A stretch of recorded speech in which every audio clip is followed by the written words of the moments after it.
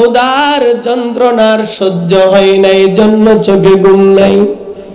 আয়েশা রে, দেখো না ঘরের ভিতরে কোনো খানা আসেনি।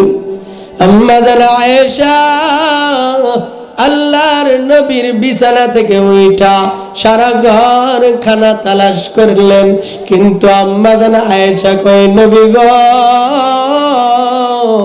সারা ঘর খানা তালাশ করলাম, কিন্তু পুরা ঘরের মধ্যে পানি ছাড়া আর কিছুই নাই।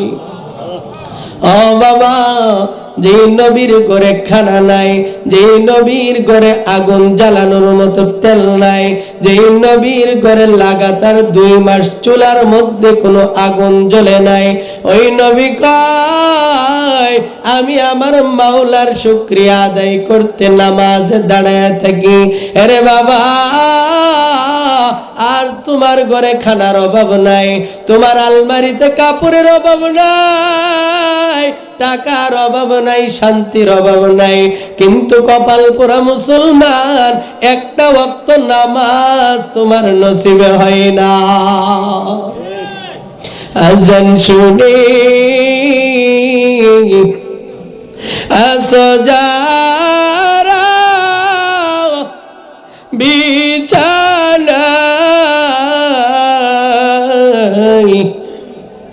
তাদের জন্যে কান্দেন নবী মদিনায়, তাদের জন্যে কান্দেন নবী মদিনায়। সেই নবীর জন্যে কি মায়া লাগে না,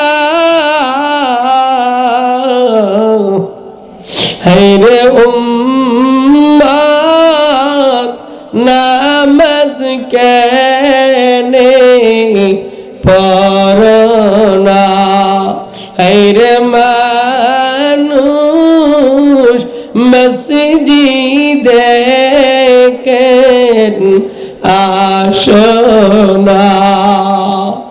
ও বাবা, যে আল্লাহ আমাকে এত কিছু দিল, ওই আল্লাহর গোলামি করার দরকার আছে না নাই? আরে বাবা, আমি যদি আল্লাহর হয়ে যাই, আল্লাহ আমার হয়ে যাবে। কথা কোন ঠিক কি ঠিক না? আপনাদের